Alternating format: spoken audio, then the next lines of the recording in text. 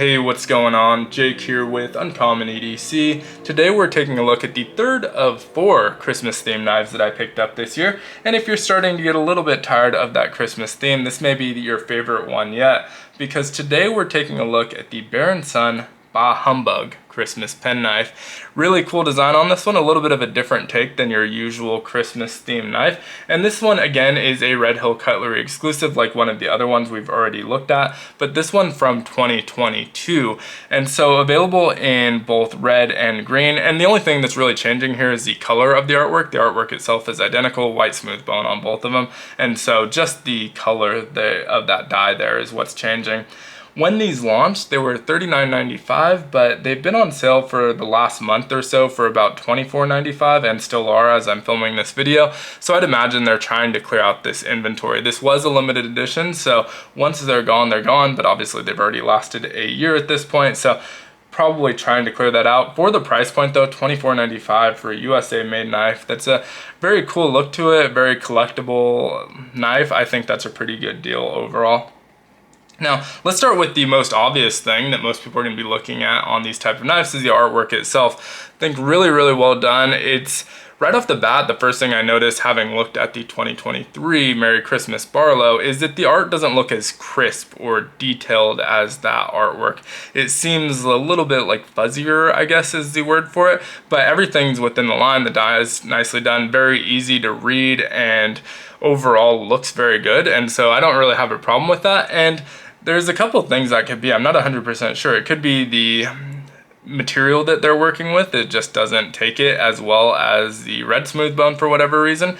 It could be the time in between these. Maybe they just improved the process, got better equipment that's more well equipped for more detailed work, or it could be that they were really just going for a more classic old school look. This has kind of a old school vibe to it. It was made in 2022, but it feels like a much older knife than it is, and so maybe that was an intentional choice. Whatever the case may be though, I think it looks good and it's very easy to read, so I have no problem with that. I really like the Humbug text with the big BH, and then just the kind of other artwork. I like the top hat in the middle. I think it looks good in both green and red. I went with the green because I thought it made a little bit more sense for some of those leaves, but obviously the berries might have made more sense in red, and maybe the ribbon on that top hat. And so either way, I think it's a good design in either color.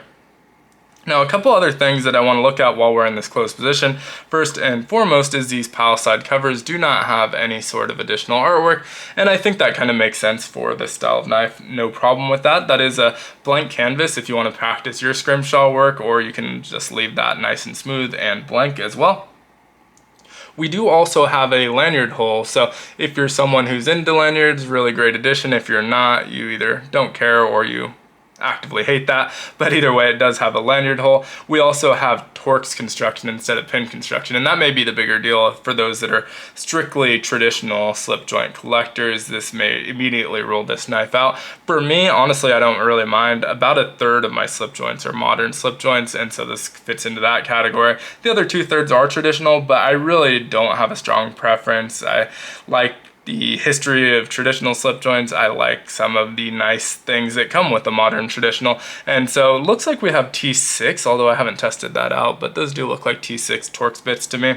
As far as the fit and finish on the outside here, overall very good. We have pretty smooth covers. The screws are all set a little bit lower than the covers, and so you do feel those transitions a little bit. The lanyard opening is pretty much flush, but the screws are all set a little bit lower, with the exception of the pivot screw here on the back.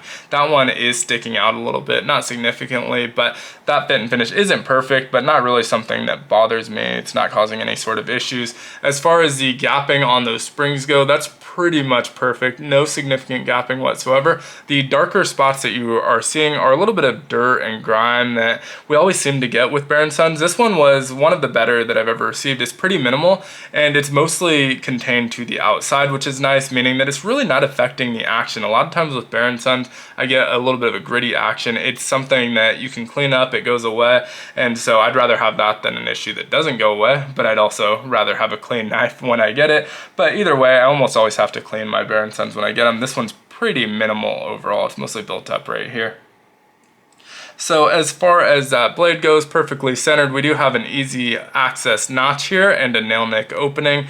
Really smooth action on this one. It's very well done. It's got a very medium pull, probably about a 5, and it feels very consistent throughout. One thing I haven't mentioned yet that may be obvious now is this is a single bladed penknife instead of our typical 2 blades. And so I actually like that a lot when the pattern makes sense for a single blade. Obviously there's some patterns that you'll never have a single blade that makes sense, at least. In this case I think it does, and I like that it's a single blade. No half stop on here, which is true for a lot of penknives. I think if they're going to take the liberty to change it to a single blade, I wouldn't have minded seeing the addition of a half stop, but not the end of the world. I just prefer them a little bit.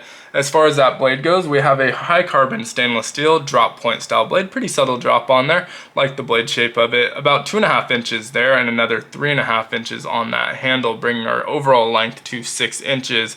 Now, the blade does have a sharpening tool here, as well as that little kick to keep it off the back spring, bringing our total cutting edge to about 2.25 inches. It does have a blade etch, and if you've watched my other videos, you may know I'm not a huge fan of blade etches, but I do think they make sense on like these theme knives, celebrating certain holidays, limited editions.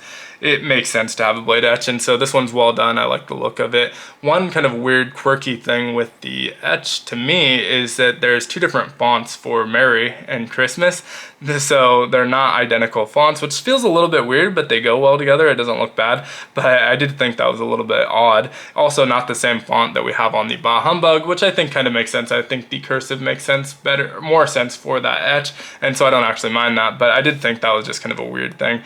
Baron Sun etch, that is not stamped, and then nothing on that pile side, completely sterile blade, no model number or anything like that. I do wish they would add that there for if this gets separated in the box. In the future, collectors might want to know that model number, and it's nowhere to be seen.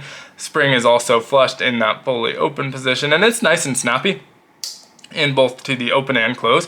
One fit and finish thing that I did want to mention, it's pretty minor and honestly going to be pretty easy to fix, is that there's a small nick on the edge of my blade, and I'm not sure how well that's going to pick up. It's directly below the C, and it's very minor. I think it'll sharpen out pretty quickly, honestly, but again, not something you really want to see on a brand new knife. And then hopefully that's not being caused by it hitting that spring. It doesn't look like it to me, but it's possible, but hopefully that's not something that's going to be a repeat issue where it's landing on that spring and I need to do something about it to keep it from landing on the spring or just close it more gently. I'm not sure, but either way, that was a just kind of minor annoyance there. Not the biggest deal since it's, again, repairable. I'd rather have stuff that I can fix easily than stuff that's going to be a permanent issue. Now, weight-wise, we're looking at 2.2 ounces. Comfortable in hand. It's got a good feel to it. It's a little bit compact, and overall, I think going to be perfectly fine. For these, I don't care as much where I'm collecting them for to commemorate a specific holiday. These are more collectibles, but I have no problem carrying them and definitely will carry them throughout the holiday season. And so, yeah, it's comfortable enough and I think looks very good, which is what's important with these holiday themed knives. Let me know what you think down in the comments below. Is this something you'd pick up? I will link to it in the description. I'm not affiliated with either Baron Sun or Red Hill Cutlery, but have been a very big fan of the Red Hill Cutlery exclusives. I think those are the only Baron Suns that I own, but actually that's not true. I have a couple SMKW exclusives as well, but for the most part I've been happy with them. I do think they have some minor fit and finish issues, but I like that they're made in America, a little bit cheaper than what you're going to pay for your case, and I think they do a good enough job overall. But if you enjoyed this video, would love if you'd consider liking, commenting, subscribing, and hitting that notification button. They all help out the channel a ton. And as always, hope you have a great one. Take care.